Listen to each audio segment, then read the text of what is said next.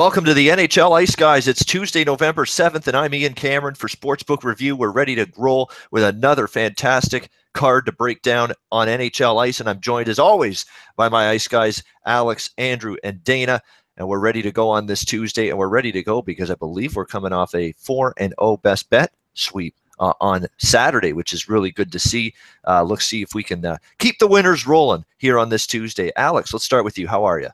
Doing pretty good. You know, it's beginning of November. It's election day here in the U.S., so the busy day. Try to get out and vote if you can. But you got a lot of stuff to cover. You know, you got hockey, you got college basketball starting late this week. Football's in full swing now, the final month of the regular season in college. So a lot of great things. But like I said, hockey's at the forefront tonight. Some really good matchups tonight. Absolutely. And Andrew McInnes ready to talk hockey as well. Andrew, feeling a little bit better, at least lately, about your Habs now, aren't you? Yeah, I'd say a little bit in, you know, what I say though is that you're at this league now, you know, the NHL is kind of coming together now. We kind of are reading into some trends and, you know, as you and us Ice Guys kind of move on as throughout this year, you know, we're doing these videos 3 times a week. We're really going to get to see the trends and the patterns develop throughout the year. So it's interesting, you know, week by week, and we kind of notice different things about different teams. So I'm just looking forward to this season progressing and, looking forward to seeing where we end up. Yeah, and here we go. You know, there's a rap lyric that says, "We ain't leaving till 6 in the morning." Well, it's 6 in the morning in Las Vegas right now, and Dana Lane's always here. He's starting at 6 in the morning, his day, right here with us on the Ice Guys 3 days a week. Dana, what's up?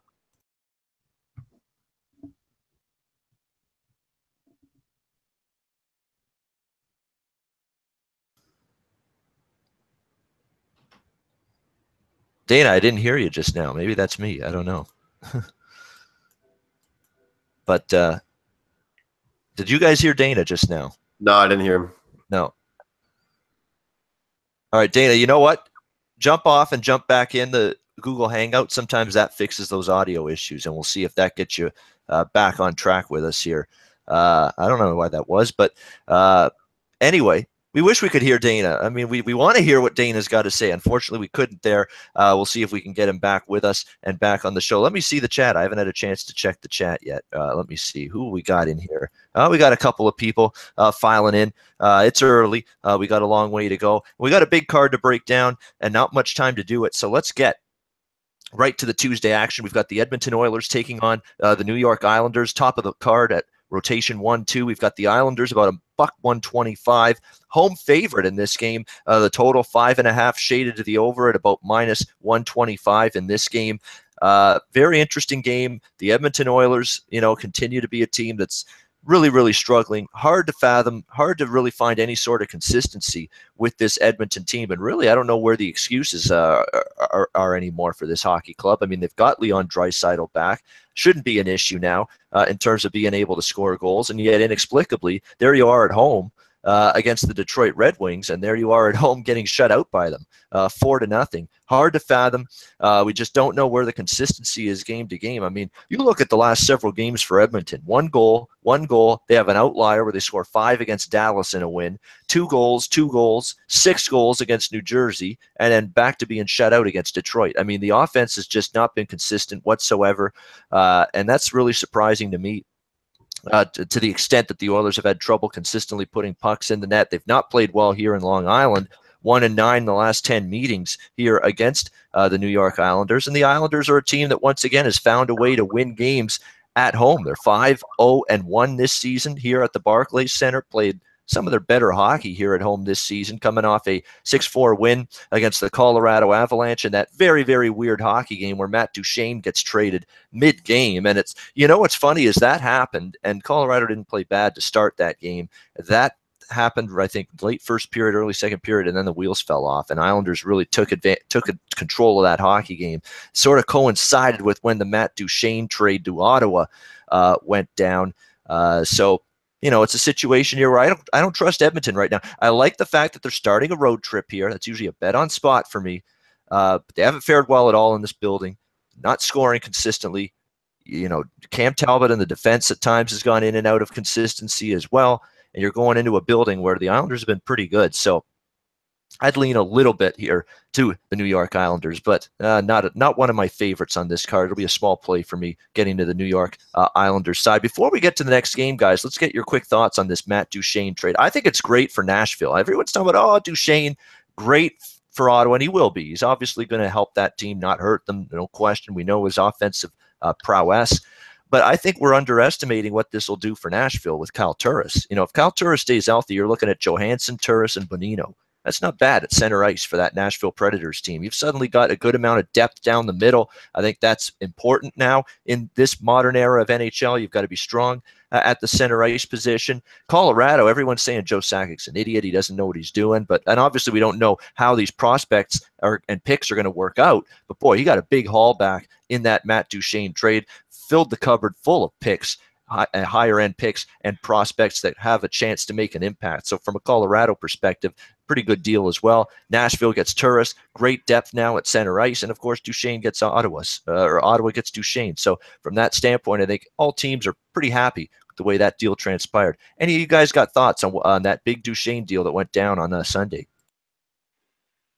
Yeah, I think it's a great move for Colorado. The fact that they were able to like I said, get a ton of picks back. They got Andrew Hammond in the deal, a guy who looked amazing. The Hamburglar that year, the magical run Ottawa made into the playoffs.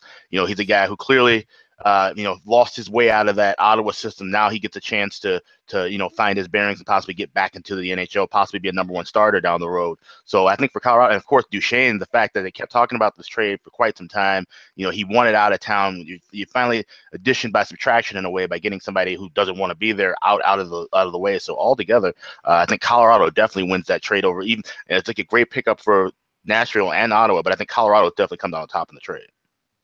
Yeah, no question. You heard it in Duchene's press conference. I mean, he says basically, I want to play playoff hockey. All this time in the NHL with Duchene and 8 playoff games he's got. That's not many that he had with the Colorado Avalanche. So he's looking to make an impact in the postseason. We think Ottawa's going to get there. In theory, they should, but you never say never. Could you imagine if Ottawa somehow tanks now moving forward and they miss the playoffs? That would be poor Matt Duchene. He's going to think, what the hell was I doing? Dana or Alex, anything on this trade or else we'll move on. Well, let's see if you can hear me. Can you hear me? Is that beautiful? He's back. Dana's with us. Fantastic. That's good that you that we did that, because I think Andrew probably wouldn't have liked what I said, because I said, just when you think your team is going well, here comes the Vegas Golden Knights. So we'll see what happens tonight.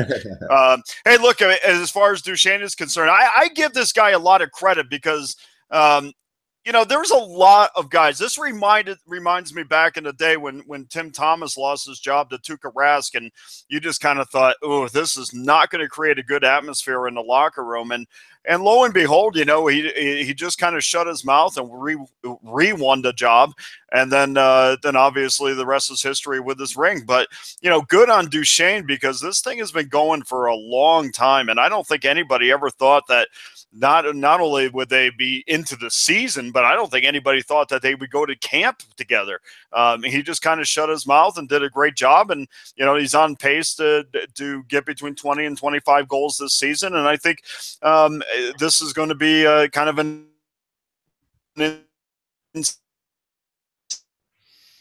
to an organization that plays very structured hockey, and I think he's a guy that you kind of got to let loose a little bit. So we'll see if that's a match. But good on him, and I'm sure he's happy today. I always thought he was a little bit better, or not as good as people have pegged him for. I know he was good on the international scene for sure, but in the NHL, he's a good player. I didn't know if what Colorado and what Colorado was asking for was what he was worth. All right, so there we go. The big Matt Duchene. And Andrew, want to chime in? Yeah, just one thing that I'll say on this is, I always talk about this in the NBA, how it doesn't even feel like there's GMs in the NBA. Like the players just have their own minds and they go wherever they want. And so one thing I have to say is that after Joe Sakic released how long it's been since Matt Duchene actually requested his trade, and to actually come to this point now, and it's been so long, almost since like last Christmas, he said, it goes to show that, this GM, he waited. I think this is smart. I think that all parties should be happy in this trade, guys. I mean, if you just look right here, 3rd round pick from Ottawa to Colorado, 1st round pick from Ottawa, 2nd round pick from Nashville, Andrew Hammond, Shane Bowers, Samuel Girard. They just got countless people. I mean, I saw an interview with Nathan McKinnon talking about it. You know, realistically, if you're a player on that Colorado Avalanche right now and you're looking for the future, you can't be upset with this trade. I mean, this is a great trade for the future. The question is really how much of a more difference, like Dana mentioned, is Matt Duchene going to make replacing Kyle Turris? I think, you know, that's going to be the big. Is he going to be a huge impact player right off the bat and show how much better he is than Kyle Turris? We'll have to find that out. But like you mentioned, Ian, I think the Kyle Turris actually could be a fit in Nashville. So in my opinion, guys, this actually could be a perfect fit for all 3 parties. All right, excellent. Next game, we've got Arizona, Pittsburgh, 3-4. Pittsburgh minus 250 at home in this game. Total of 6, shaded slightly to the under. I'm going ballsy. I'm going bold here. I'm taking a shot with Arizona here at the big underdog price. And no, I'm not insane. We've got Pittsburgh struggling. They did not have a good road trip. It's the first game home off that road trip. It's always a tough spot, always a tricky spot. Arizona losing, of course, last night. Not a great spot for them either. I understand. Second night. Back-to-back games on the road after losing in overtime last night. Tough loss against the Washington Capitals. They raced out to a 2-0 lead, couldn't hold it. Washington comes back, wins it 3-2 in overtime. Obviously, Arizona's still struggling, but they've got their best goalie in net tonight, Antti Raanta. They gave Wedgwood the start last night. Means Ranta's in tonight. Raanta had a tough first game against Buffalo. Rusty hadn't played yet. Rusty, like Kramer said on Seinfeld. I mean, he just wasn't ready to go that first game. Didn't play his best. Boy, did he bounce back strong against Carolina. In his second start, Antti Raanta was fantastic on Saturday night, leading Arizona to a 2-1 victory against the Carolina Hurricanes and getting Arizona their second win of the season. He'll be in net tonight. I think he keeps Arizona in this game. We saw it against Carolina, kept them in it, gave them a chance to win. Pittsburgh's struggling. I don't like what I'm seeing from this Penguins team. We know they're going to get it figured out probably at some point, or at least we think they are. But they're 1-4 their last 5 games. Not a great road trip at all. And struggling to score, this team. I mean, 2 goals or less for their last 5 games. In fact, 2 goals or less for this Pittsburgh team in 7 of their last 8 games. 2 goals or less for the Pittsburgh Penguins. Who would have thought this team would be in that big of an offensive funk yet? Here they are. Yeah, I'm going to take a shot. I think they're overpriced right now considering their current form. I'm going Arizona plus 210. Give me it. It's worth a shot. You're going to break your bankroll and kill it in a couple of days, betting favorites like Pittsburgh on a routine basis. Give me a shot with Arizona here, plus 210. I think that's a value play worth looking at with Raanta in net. Let's go to Florida, Carolina, 5-6. Oh, wait a minute. I think someone else wanted to talk Pitt in Arizona here. Yes, I just remember that here. Andrew, that's on his list of games. He's got an opinion on. Andrew, what are you looking at?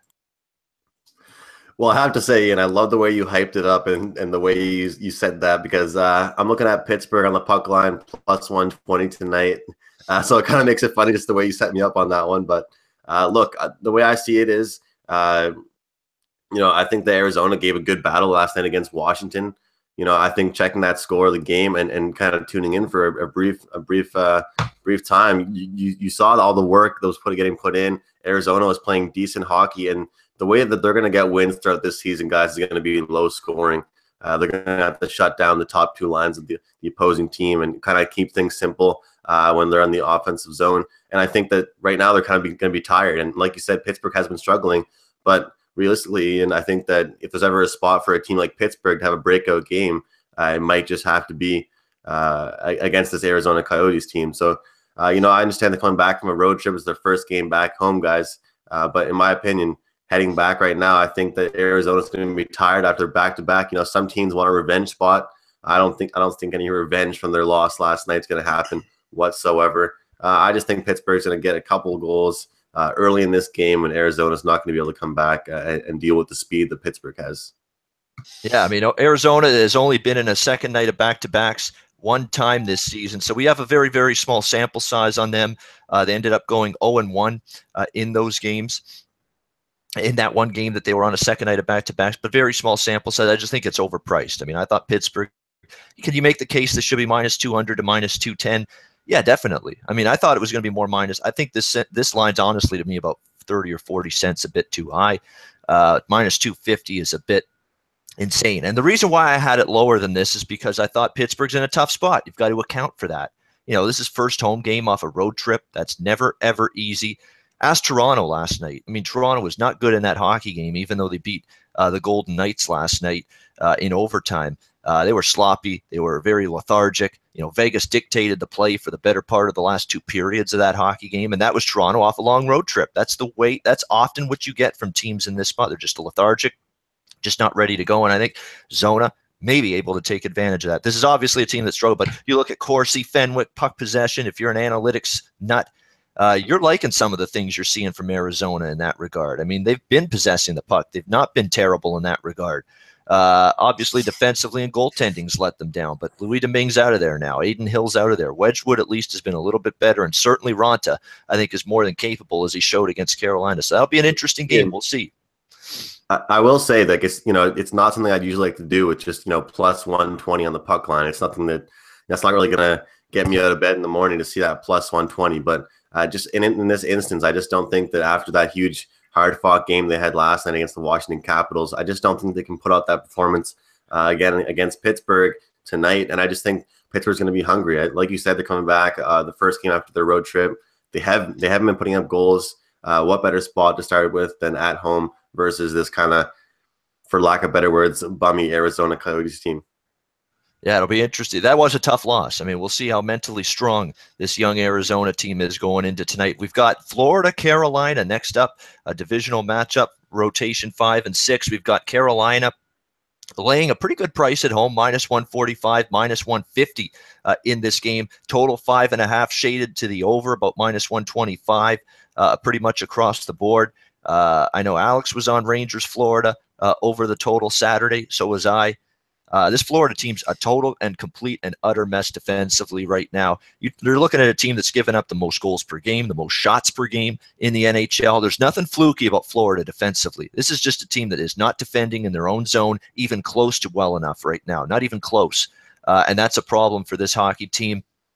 And a late surprise that Roberto Luongo came back for the Florida Panthers on Saturday night. And I'm like thinking, oh my goodness, Luongo's back all of a sudden. I thought it was supposed to be early this week that he returns, but he was back Saturday, and you're thinking, oh, does this maybe get things righted for Florida defensively? No, it didn't. They end up losing in overtime to the New York Rangers 5-4. And to be honest with you, we talk about how bad it's been goaltending-wise with James Reimer and Antti Niemi for Florida.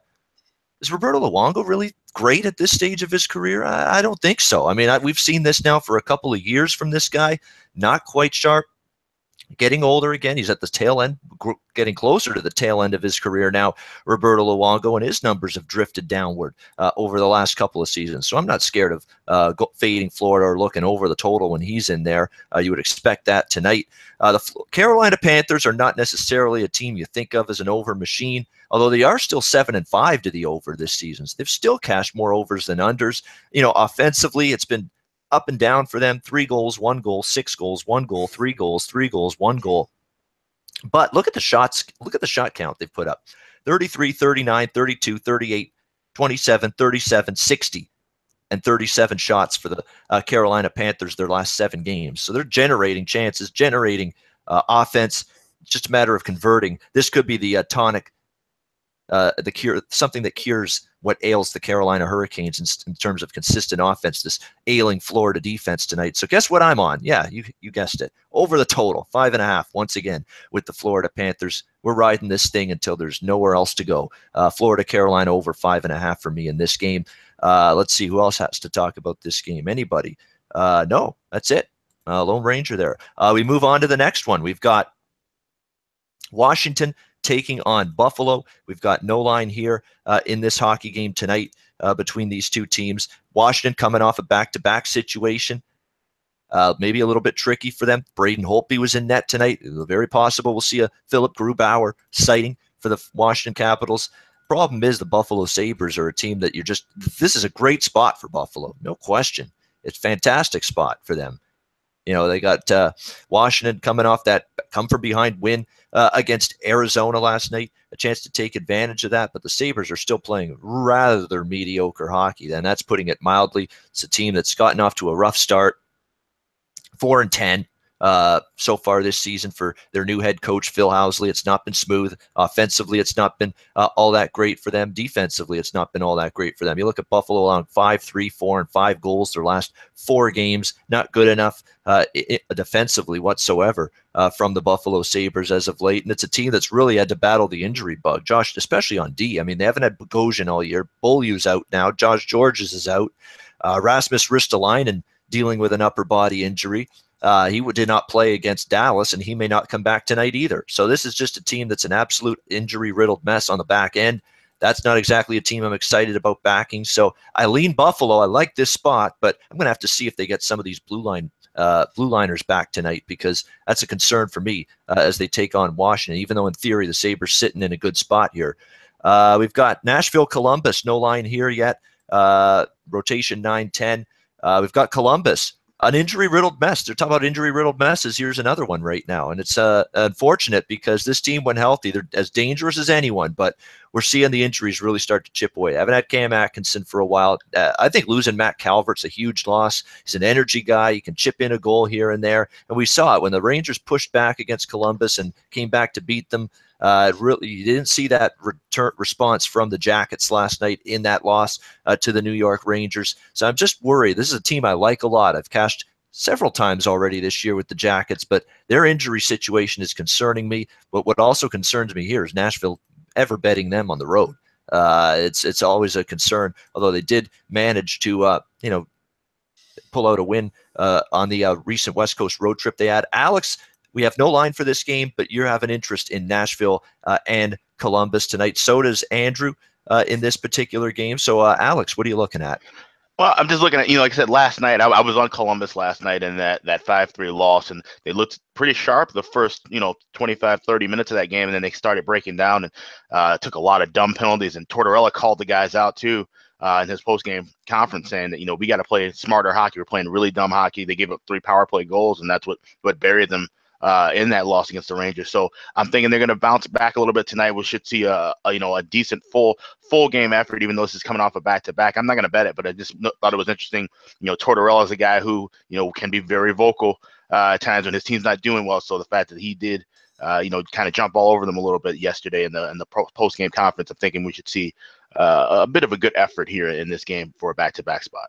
Yeah, and Korpisalo, if he gets in net tonight, he's capable. I mean, everyone's saying Korpisalo is capable of playing really well. He's also capable of really not playing well, but he's got that chance to do that. I mean, Joonas Korpisalo has had a lot of good games. I know he's had a couple shaky ones as well, but he's not a total garbage backup goaltender as far as I'm concerned if he's in net tonight for the Jackets in that game. We've got Andrew also looking at these matchup between Nashville and Columbus. I know we got no side or total to investigate yet, Andrew, but where are you leaning in this game? Well, I'm kind of in the same boat as Alex. I did have the Columbus Blue Jackets last night, and just looking at it from last night's perspective in general, I just don't think Sergei Bobrovsky is a goalie that's known for letting in 5 goals very often, and this Columbus team is known for having such sloppy play like they had last night. But not only that, versus the New York Rangers letting 5 goals, let alone a team like that versus a team like, let's say Washington. So to have the New York Rangers kind of spark up their offense against your team, it's kind of eye-opening. And, of course, like Alex said, John Tortorella not too pleased with it. So coming into this game, we've got 2 sets of injuries here on the teams. We've got Predators still have Bonino out, and, of course, Ryan Ellis out. And, of course, Cam Atkinson out still for the Blue Jackets. Look, I'm liking the under in this game, guys. I think that we're going to see a bounce-back kind of low-scoring game here. The Blue Jackets allow a lot less goals, and they're tightening things up defensively.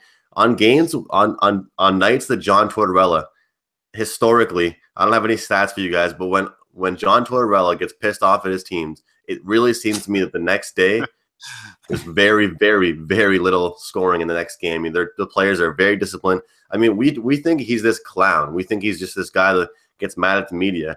He's been very respected in Columbus, and I think that his players will listen to him, take in what he said, and tonight we're going to see a lot lower scoring of a game despite whoever's in net. I think Sergei Bobrovsky will actually get the nod again tonight, guys, but I'm looking for a low-scoring game. Again, we don't have any odds out right now, no totals or anything like that, but I'm predicting that I'll take the under in tonight's game. All right, very good. And Nashville, we talked about how last year and this year they've had some road woes. They're 4-5 on the road this year, but they have won 3 of their last 4 on the road. They beat LA, beat Anaheim, lost to San Jose, and beat Chicago. So they've had better results. As of late, Nashville on the road. We'll see if it can continue here. Kyle Turris will not, by the way, make his Predators debut in this game. He's still dealing with, immigration. That's something that's going on with him. It takes a while for that immigration process when you're going across the border from a Canadian team to an American team and vice versa. It's crazy how long and how complicated that process goes, but that's why he won't be in at least tonight. Probably later this week, you'll see Turris donning a Predator jersey for the first time. Next game, we've got St. Louis. You can find me in St. Louis taking on New Jersey, rotation number 11 and 12. We've got St. Louis, about a -125 favorite on the road, and a total of 5.5 pretty much across the board. From a totals perspective, New Jersey's a one-way team for me, over or pass. Don't want any part of this team in a lower scoring hockey game at this point in time. Look at it the other night. I was able to cash a premium winner with New Jersey and Calgary up and over the total with ease. Kincaid and net. And even Schneider. Schneider's been up and down. He's had a great game. He's had a not so good game. We've seen sort of that pattern. He was fantastic against Vancouver last week, and then against Edmonton, not as good. Edmonton able to get to him. And one of the few times Edmonton's been able to get to any goalie this year offensively, and they got to Schneider Friday night in that game against New Jersey. We'll see what happens here. A little bit of a tricky spot for New Jersey. This is their first home game off that long road trip, taking on this St. Louis team. And that's probably explaining why the price a little bit where it is. St. Louis road chalk. St. Louis obviously been playing great. Nice win against Toronto at home on Saturday night. Very impressed. Alex Smith is no Mike Yeo fan. Just say no to Yeo. Well, so right now we got to say yes. You're doing a good job, my friend. And he's actually kept this team together. And they're, with the injuries that they had at the early part of the season, and the fact that they put together in the month of October as good a record as they did, quite impressive with all the injuries. We'll see if the Blues can keep this really good start to the season going tonight in New Jersey, and maybe take advantage of a little bit of a jet-lagged Devils team. And we've got 2 guys looking to talk about this game, Alex and Dana. Let's go to Dana here, get him back into this. Blues and Devils tonight. What are you looking at? Well, I've discovered the chat room on the YouTube channel, so I've been happy with that. That's kind of fun. Okay, so listen, I'm looking at the odds right now, and it's not surprising. I mean, this game opened up St. Louis minus $1.28 on the SBR odds page, is down to $1.17 over at Bet Online. No surprise here that everybody's jumping on New Jersey. But obviously, we know that this is a game of offense versus defense, and in most cases, not everyone, but in most cases, I'm going to side with the defensive side, especially when, as you mentioned, a team is coming off of a long road trip. This is a case where, Jersey averages just over 3.5 goals a game, which is good for 4th in the league. St. Louis only gives up just under 2.5 a game, which is also good for tied for 4th in the league here as well. And this is another game where I like where a team is mentally, and meaning this: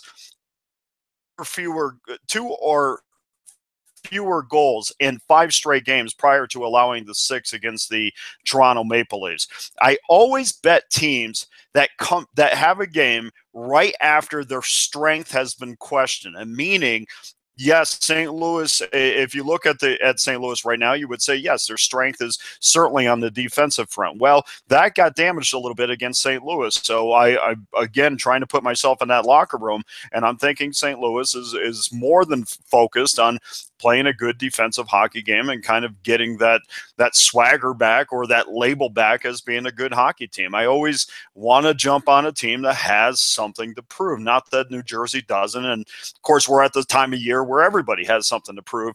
But that was kind of a smack in the face against Toronto. So I think they're going to come back and kind of save face from that. Also, tell me if this sounds familiar. goals from their blue line against Toronto. They have 34 points from their defensemen. New Jersey has just 18 if you take out Will Butcher's numbers, which you can't, but still, even if you add Will Butcher's numbers, they're still better. But it reminds me a lot, in watching St. Louis, it reminds me a lot of what Nashville did last year. A very active blue line. They can get scoring from anywhere on the ice, and I'm going to tend to back teams like that. That teams that are not so one-dimensional, they're relying on their first or second lines where they can get scoring from anywhere on the ice, which is St. Louis right now.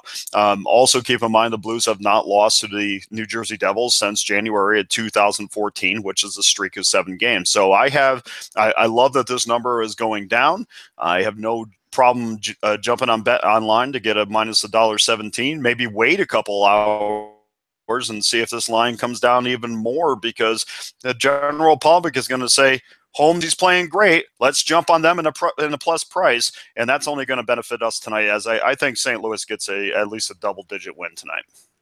There you go. Yeah, I have no disagreement whatsoever with that. I mean, I like New Jersey and a lot of the things they've done, but this is not a great spot for them off that trip. It's a team that Jesper Bratt's the guy that nobody probably talks about. What a player he's been. I mean, I've been impressed with him all season long for the New Jersey Devils. We know about Taylor Hall, and we know Nico Hischier, the first overall pick last year, and Hischier's got 10 points already, most of them assists, but still, he's getting on the score sheet.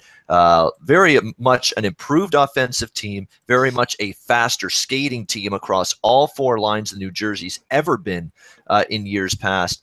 But now you're facing this, are the legs going to be there tonight off that long road trip? And if the legs aren't there against a team like St. Louis that knows how to play that checking game, it could be a little bit of a tough one for the Devils. So, yeah, I think from a spot perspective, advantage Blues. And 10-1, by the way, St. Louis, the last 11 meetings against New Jersey. So they've owned this series. They've completely dominated it in years past. And that's a track record that the Devils are going to have to try to shake tonight. Alex is also on this St. Louis, New Jersey game. Alex, what are you betting here?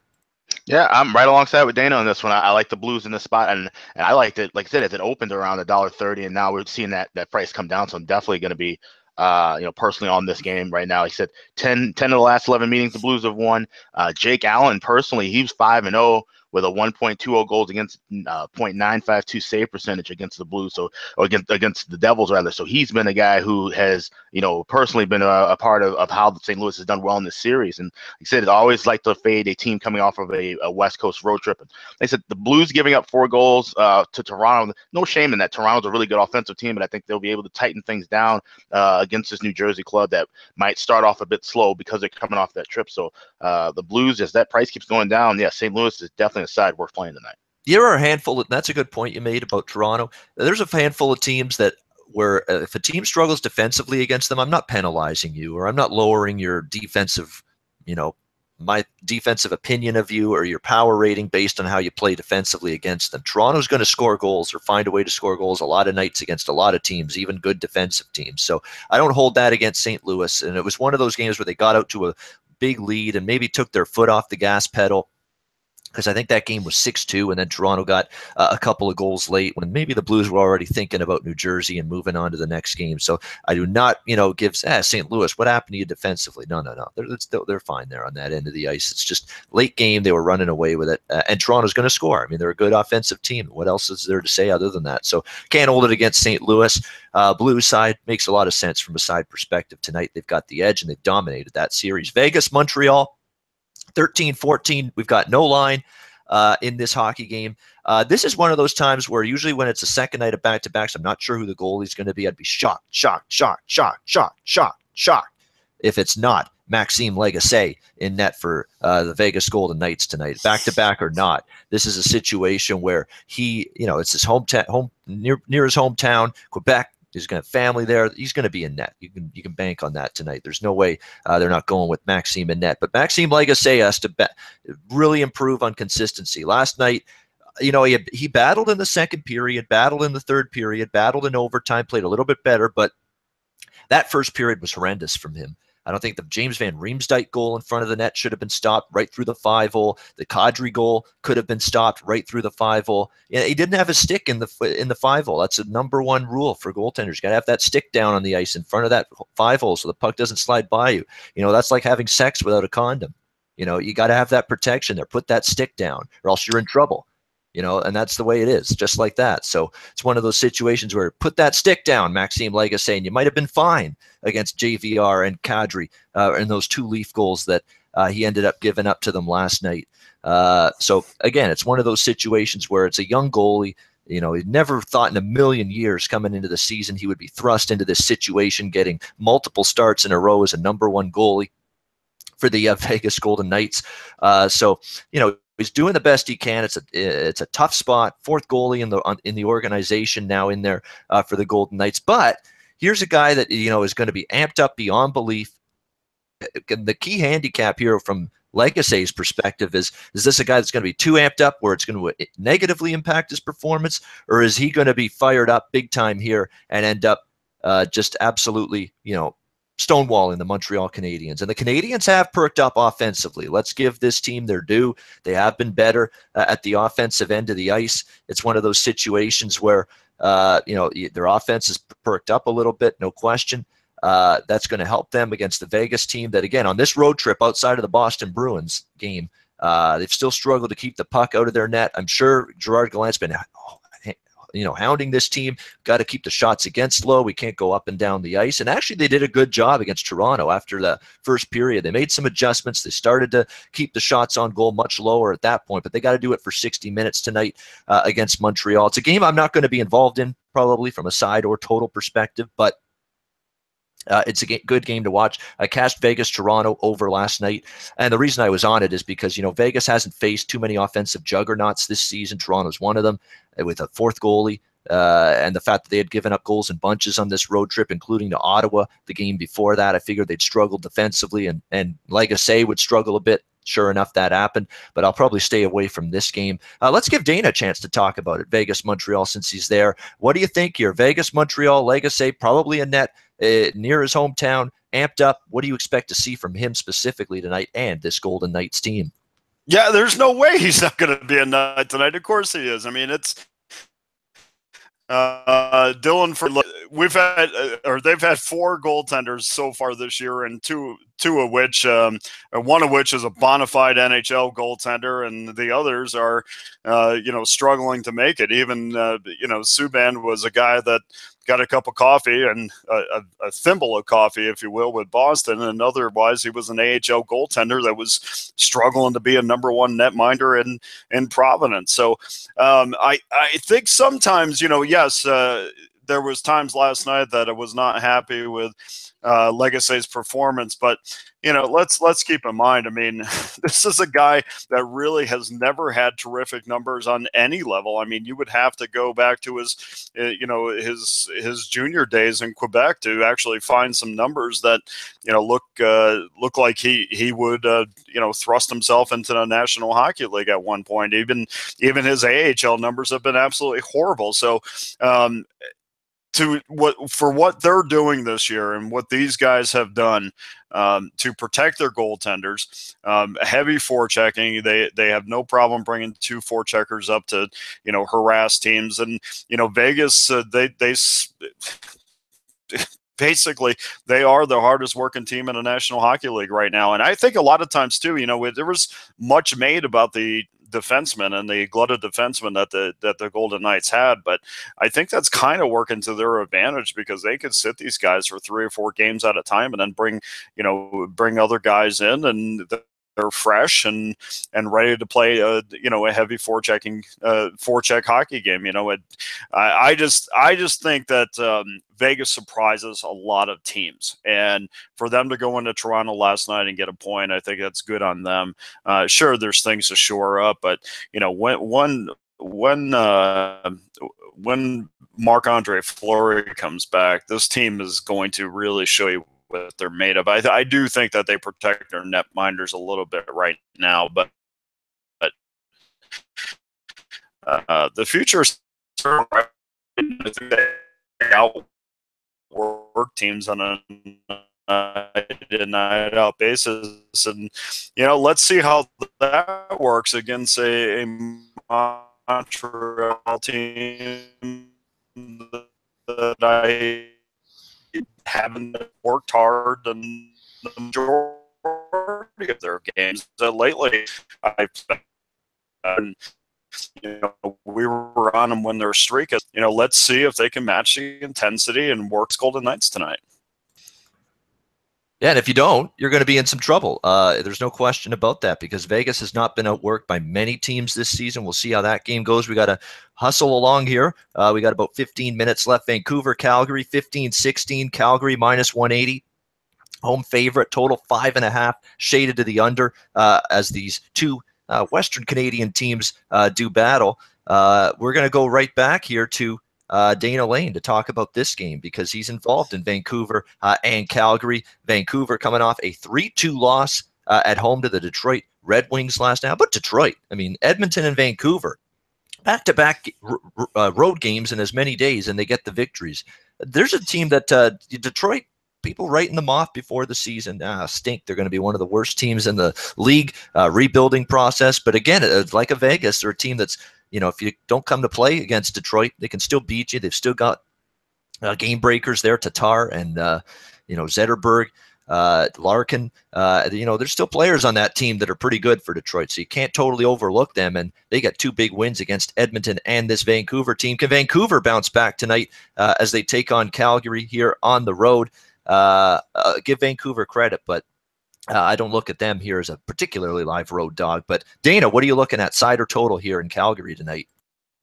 Yeah, we're going to total on this. I'll be real quick on this. The Calgary Flames, I'm looking at this right now. They're minus $1.25, 5 dimes. They're on a 4-game win streak for sure, but the problem here is, can I rely on a team that relies so heavily on two of their, if it isn't Johnny Gaudreau or Sean Monahan, there isn't a lot there to rely on, and that's offensively, and this is probably the reason why they're 30th in the NHL in scoring. They've received 1 goal from a forward that was in their bottom 6, and that was Chris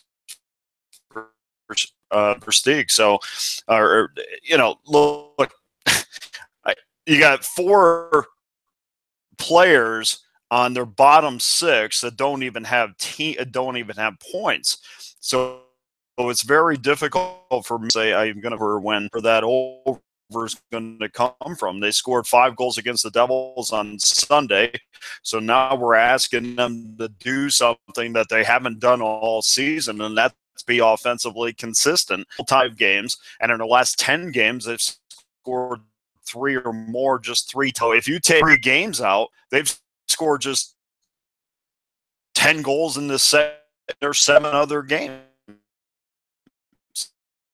So nothing about the Calgary Flames screams to me to be offensive. We're not going to. You have to go back in 70s and find back to belong any kind of consider. Canucks are 24th in scoring. They've had 7 goals in their last 4 games, but also keep in mind, of those 7 goals, 4 of those were against the Pittsburgh Penguins. So I'm going to go with the under tonight, minus $1.25. All right, there we go. Unfortunately, a few connection issues there, Dana, with his voice warbly and robot sound and all that, and sound like a machine, but hey, sound like the Terminator, maybe a little bit. It's the hockey bookie Terminator, hopefully tonight, Dana. That's what we're hoping for from him. So he's on the under in that game. Can't argue with it. I had over against Calgary, New Jersey, but that's New Jersey more than a Calgary over sentiment there. This is probably a game where it gets dumbed down a little bit, especially off that 5-4 game. And we get a lower scoring affair here in this hockey game between the Canucks and the Flames. That makes a lot of sense, actually, that under. I might hop on that one as well. LA Anaheim to wrap up the Tuesday, November 7th hockey card. We've got rotation 17-18, Kings and Ducks, always a great rivalry. Even though the Kings missed the playoffs last year, these are still 2 teams with not a lot of love in their bones for each other. We've got the LA Kings minus 115, slight road chalk. A 5? What's this? A 5? I thought those days were over. I thought the totals of 5 were from the Stone Age, from the dinosaur era.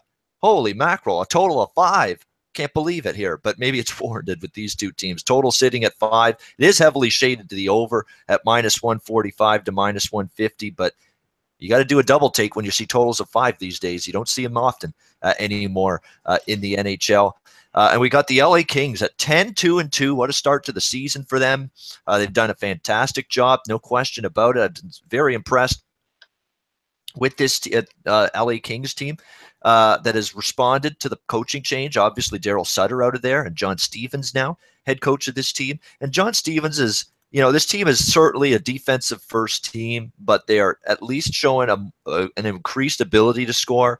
They're doing John Stevens is letting them be a little bit more creative offensively, which I think sometimes Daryl Sutter did not.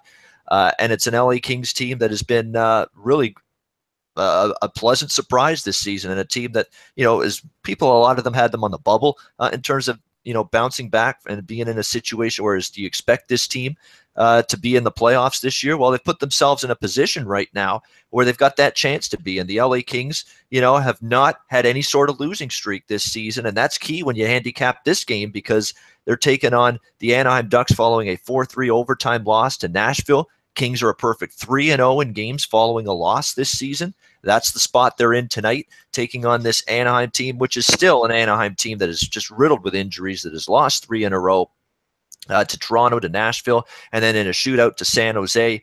And having just a bitch of a time generating offense right now, the Anaheim Ducks. I mean, you look at the players that are out. We know they're ripped apart down the middle with no Ryan Kessler, no Ryan Getzlaff, and Cam Fowler is a huge loss on the back end, because Cam Fowler's that all-around defenseman that's in every situation, that is a good puck mover, plays on that power play, can help you generate from the back end as well. And it's just really been an absolute mess right now for Anaheim in terms of offense. I mean, that's just so challenged for them to even get a thrust of attack in the offensive zone, let alone scoring. So I think it makes a lot of sense to go to the LA side. That's what I'll be looking at here in this game. And I think Alex B. Smith is right along with me looking at the Kings here as he's going to talk about this game next. And so is Dana. Alex, what are you looking at? Yeah, you're absolutely right. I jumped on LA yesterday when the overnight line opened. I got it at -105. So, it's the spot. Like I said, Anaheim, just the key players that they're missing right now. It's just going to be tough for them to really do anything, positive looking forward. Like I said, LA team, these two teams do not like each other one bit. And you look at the Kings, they've done well on the road. They've won 5 of their last 7. It took them a while to kind of get acclimated back the last couple of games, because they were coming back from a 6-game road trip out east, and they split those 2 games at home. So now they're back on the road. Short road trip, obviously being within the same state, but I think LA should play well tonight. Kemper got the start in the loss against Nashville, so Quick will more than likely be back in net. If you look at the last 2 times that Quick came back in after a Kemper start, he allowed 1 goal and then had a shutout. Ironically, both the games were against Montreal, who were struggling at the time, but I still think we should see a good effort from Quick and the Kings tonight. So I'm on LA, and I think they should be able to take care of business. Yeah, I know this one comment in the chat, Mitchell. Seems like a backs against the wall spot for it could be. I mean, they've lost 3 in a row. They don't want to let the losing streak go on, but I'm not a reactive bettor here in this situation. When it's a team that's on a losing streak, I either keep faith in that team or I leave the game alone. And that's the way I go. Maybe they do bounce back, but I think if you're betting Anaheim, it's what ifs. It's what if they start scoring? What if they start generating offensively? What if they get some things going on the power play? That's the what if game is not the game I play. So, they're struggling, and until I see a sign of a win and a better performance and scoring and putting the damn puck in the net, I don't want any part of the Ducks here. What does Dana want here in this LA Anaheim game? What's he want a part of? What are you looking at, Dana? Well, I would like a consistent audio connection, but I'm looking at right now the Kings minus $1.06 at Pinnacle. That's a fantastic number. I'm happy with that. And I want to get some of the Kings after their loss in Nashville, especially when I think they walked or skated off the ice thinking they were the better team. They have to be chomping at the bit to get back on the ice after climbing back from a 3-goal deficit. And, they lost the game in overtime for sure, but they got 39 shots on goal. And I think that they were the better team that night. And speaking of getting outplayed, the Ducks lost in a shootout to the San Jose Sharks, but the Sharks could have beat them by 3 or 4 goals. I mean, and I'm I'm with you, Ian. I mean, I don't really get excited when, I hear people say, well, they want to do this or they should do this. Well, no team wants to lose. And certainly if you lose 2 games in a row, you don't want to go into a third game and lose that one either. But lo and behold, here we are. We just have a scenario here where both teams are coming off losses, but I think the Kings looked a lot better in their loss. And now the Ducks have lost 3 straight. So, we have to question what the locker room is like as well. I think Ryan Miller will get the start for the Ducks after what he did against San Jose. But if it's Gibson, we must make a note that he's dropped 2 of his last 3 games, and his goals against average is completely unacceptable as far as a netminder that we want to put our money behind. I think Los Angeles has been extremely balanced. They have 6 players with 10 or more points, and by comparison, the Ducks have 2 players with 9 points. So, and that's Raquel and Cogliano. So, certainly 2 teams I think going in opposite directions. I think if I'm the LA Kings, I look at Anaheim as a stepping stone to getting back to where they want to be. Going into Anaheim is not a intimidating place to play, especially if we're talking about a midweek game. In fact, there'll probably be a good number of Kings fans there, which I know always makes the Ducks fans happy. And we talked about it the other day when the Ducks are missing 2 of their top centers, when you have Getzlaf and Kessler's out and Cam Fowler is out, who is a defenseman. There's just too many key injuries right there for me to bank on any kind of consistency. So minus $1.06 is a fantastic price, and I'm going to roll with the Kings tonight, minus $1.06. There we go. $1.06 on the LA Kings. A very good price, near even money. Again, 3 losses in a row for the Ducks. Not scoring a goal. Can't put a puck in the ocean. It's not a team I'm looking to back right now. And from an unders perspective, a lot of debate. Is 5 too low? Maybe not in this instance, because Anaheim to me is having a hard time offensively. It's not going to get any easier against LA. And Jonathan Quick, who's expected to be a net, who's been very good this season. And I think that's something Dana mentioned about John Gibson. He hasn't been what we expect John Gibson to be either. This is a goaltending issue a little bit too. He's not been sharp at times this season for the Ducks, so that's an issue as well that has hurt Anaheim so far this season. All right, that wraps up the breakdown of the card. We've got about 3 minutes left on the show. We're going to get to best bets, which we're coming off a 4-0 perfect sweep on Saturday with the best bets. We'll see if that can continue here on this Tuesday night. And we're going to start with, we'll go right to left this time. Dana Lane, your best bet for Tuesday night. Well, my best bet tonight is certainly the Vancouver-Calgary game under. This just, when, again, going back to, I look at Calgary and I think, well, I got 2 guys. And I mean, if this game goes over, we know that Goudreau and Monahan are going to be involved in the scoring. You shut those 2 guys down. I just don't love having to rely on their bottom 6 guys who would have been basically non-existent. So we're going under in this game, minus 5.5. You can get $1.25 right now at 5 dimes. All right, it's Vancouver, Calgary under. Best bet for Dana. Andrew, what are you looking at Tuesday night? Best bet on the board.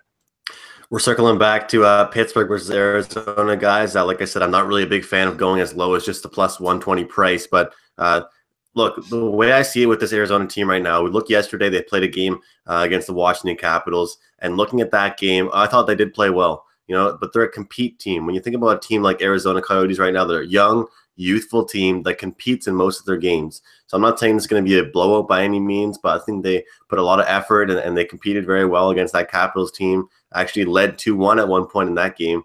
But now heading into today, I think Pittsburgh's back at home. They're going to settle in. They managed to only put 2 goals up against Vancouver, put 1 goal up against Calgary. I think the tides change, the tides turn here against Arizona for Pittsburgh Penguins, and they're going to put up some goals.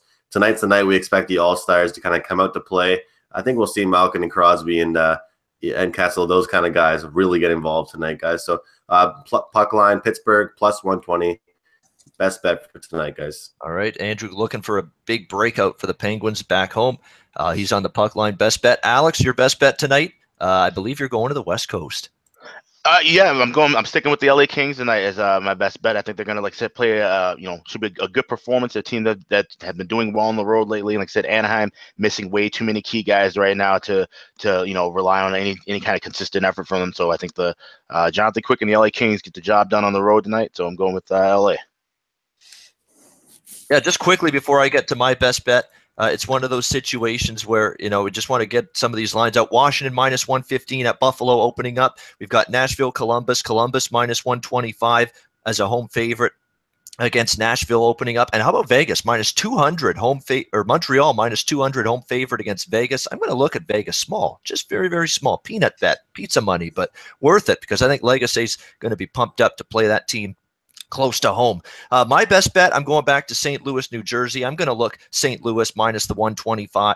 Actually, I'll go minus 121 at Heritage. A little bit of a better price, like the spot. They've owned New Jersey in past years. So St. Louis minus 121, catching the Devils coming back home off a road trip. St. Louis minus 121. That's rotation 11. That'll be my best bet. And that's going to wrap up the show. NHL Ice Guys in the books. We can take the skates off and get ready for the next game, which in our case is Thursday, 9 a.m. Eastern time. We'll be back. Over 100 viewers. I can't say enough how appreciative we are of our viewers. Thanks for tuning in, getting up early with us. Check out sportsbookreview.com. Free articles, free picks, live odds, and of course, Sportsbook rating guide. The links below the video. Check those out to link up with SBR's Twitter, Facebook, Instagram, Google+, all the social media platforms. And of course, as always, make sure you check us out every single day here on SBR Videos. Great content every day. We've got Low Shack in the Bag coming up. For Andrew McInnes, for Dana Lane, and for Alex B. Smith, I'm Ian Cameron for Sportsbook Review. Good luck tonight on the ice, and we'll be back Thursday with another edition of the Ice Guys. Enjoy the games, and good luck.